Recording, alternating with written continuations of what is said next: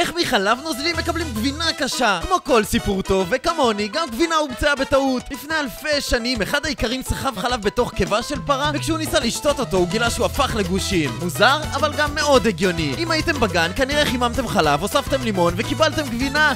גאונים קולינריים של אבא.